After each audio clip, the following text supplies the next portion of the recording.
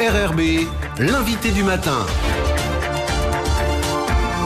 Bonjour Jean-François Bodin. Bonjour Nicolas. Actualité économique et générale de la Fédération des fonctionnaires. David Meyer, bonjour. Bonjour. Merci d'avoir accepté notre invitation alors que la Fédération des fonctionnaires a écrit en début de semaine une lettre aux élus. Pour faire bref, vous estimez qu'il faut aller vers une société plus juste après la crise du Covid-19 et le constat que vous faites au départ, c'est que cette crise a révélé que la Calédonie ne pouvait pas s'en sortir sans aide extérieure. C'est bien ça ? Alors c'est bien ça, la Calédonie ne peut pas s'en sortir sans aide extérieure. Dans une période de crise comme on vient de traverser. Voilà, dans une période de crise comme on vient de traverser. Pourquoi ? Il faut s'intéresser au pourquoi. En Nouvelle-Calédonie, il y a de la ressource, il y a de la richesse. On a le nickel, on a également une industrie touristique, on a une industrie locale, on a de la production en Nouvelle-Calédonie. Et malgré tout cela, on n'a pas suffisamment de ressources quand il y a une crise comme le Covid. Pourquoi ? Parce que nous pensons que la fiscalité en Nouvelle-Calédonie n'est pas suffisamment adaptée pour pouvoir passer ce genre de crise. Vous savez qu'avant la crise du Covid-19, le gouvernement avait lancé un projet de réforme de la fiscalité. Et pour vous, il est temps de s'y atteler, de s'y remettre après la crise du Covid-19 ? Alors, pour nous, c'est un sujet qui date, malheureusement.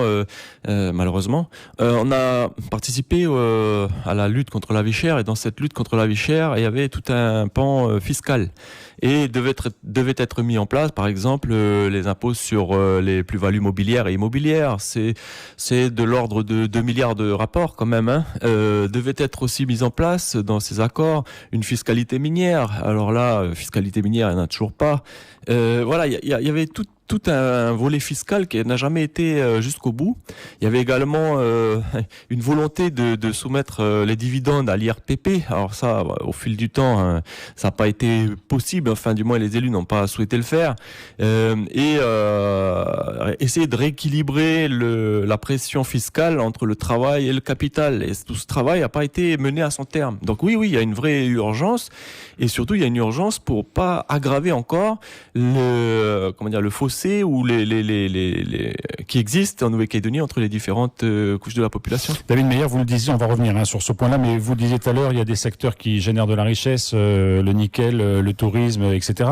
On sait aussi que ce sont des secteurs qui ne se portaient pas très bien, y compris avant la crise du Covid-19. Donc est-ce qu'on ne parie pas un peu trop sur la bonne santé de ces secteurs-là ?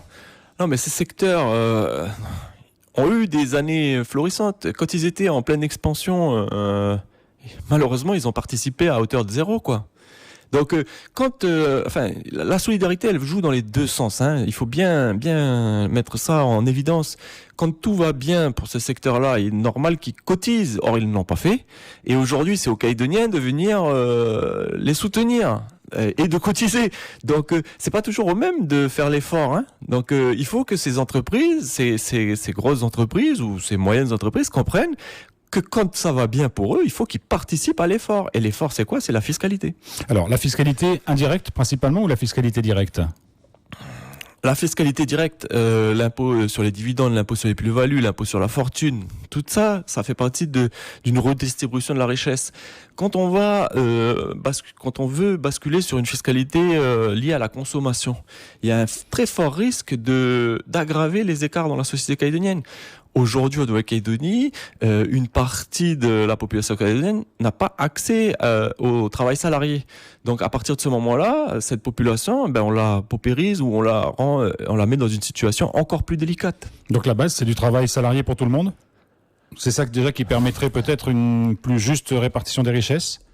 Ça serait une des pistes, ça serait oui, effectivement. Mais après, faut-il que le tissu économique calédonien puisse créer suffisamment d'emplois, voilà. Et si ce n'est pas le cas, il faut mettre en place des dispositifs de soutien pour la partie de la Nouvelle-Calédonie qui n'est pas en mesure d'accéder au monde du travail. Le tissu économique calédonien, vous le savez, est très largement composé de TPE et de PME. Il y a peu finalement de grosses sociétés, il y en a, mais c'est pas la majorité.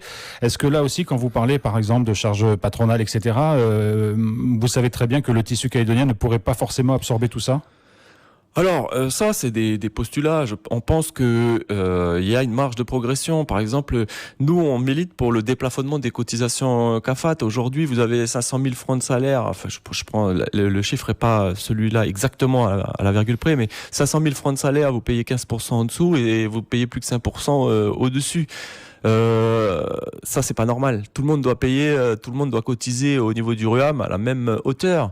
Donc, alors après, les TPE et les PME seraient plus protégés de ces dispositifs-là que les grosses entreprises. Les TPE et les PME ont rarement des salariés au-dessus de 500 000 francs. Voilà.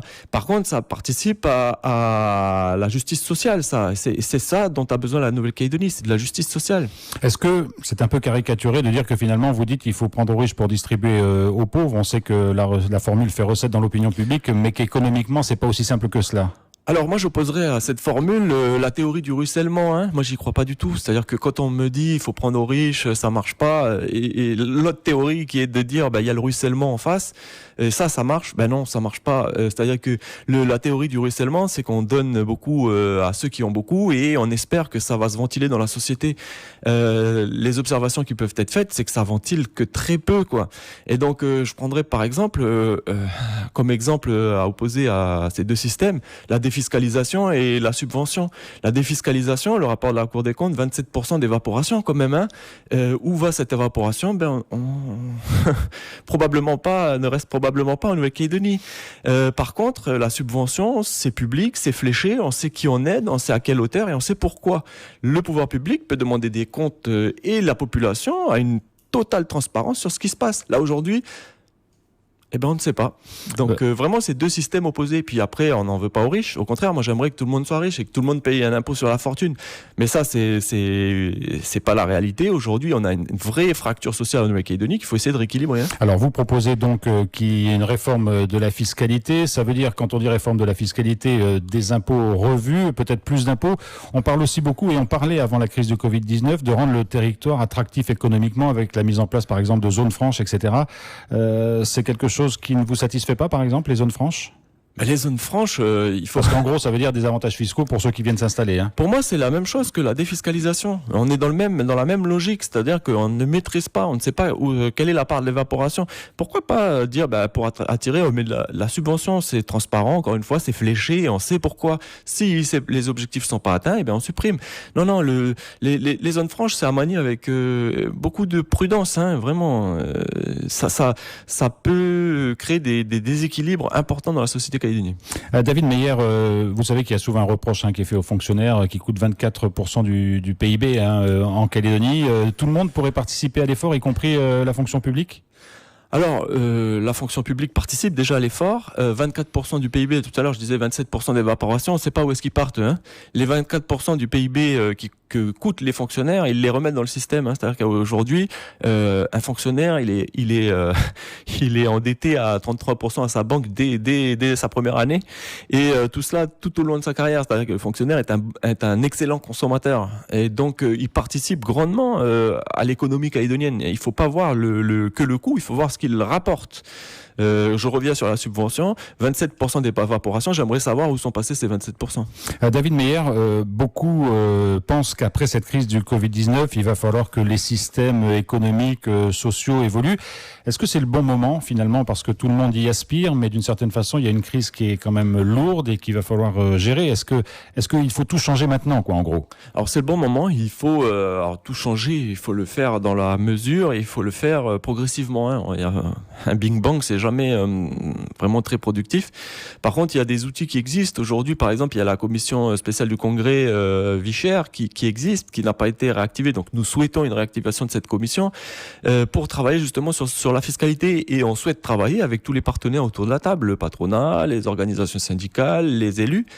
Et aujourd'hui, le constat qu'on peut faire, c'est qu'il y a une vitrification du dialogue social et qu'il n'y a plus de discussion. Donc oui, c'est le moment, il faut réfléchir à ce qu'on va mettre en place pour éviter de nouvelles crises comme celle-là ou pour au moins les atténuer. Et par contre, il faut le faire dans la discussion. Actuellement, il n'y a plus de discussion. David Meyer, cette réflexion que propose la Fédération des fonctionnaires, est-ce que vous en parlez au sein de l'intersyndicale Covid-19 ou aussi au sein de l'intersyndicale Vichère, qui ne sont pas tout à fait les mêmes instances, mais pourtant c'est des sujets qui sont à peu près communs aux deux? Alors effectivement, c'est pas tout à fait les mêmes instances, elles sont pas composées exactement de la même manière. Dans l'intersyndicale de lutte contre la vie chère, il y a l'USOINC et pas l'USTKE, et dans celle du Covid-19, il n'y a pas l'USOINC et il y a l'USTKE. Donc c'est deux intersyndicales qui ont des objectifs au départ différents. Au fur et à mesure de la crise du Covid-19, on s'aperçoit que les deux objectifs, enfin du moins les deux intersyndicales auront à travailler sur le même sujet qui est pour nous, nous pensons la répartition de la richesse en Nouvelle-Calédonie et la fiscalité. Donc il y a des discussions en interne de ces deux intersyndicales. Lettre ouverte aux élus, qu'est-ce que vous en attendez? Vous avez eu des retours? Vous pensez que ça va secouer le cocotier ou que ça va rester une lettre morte?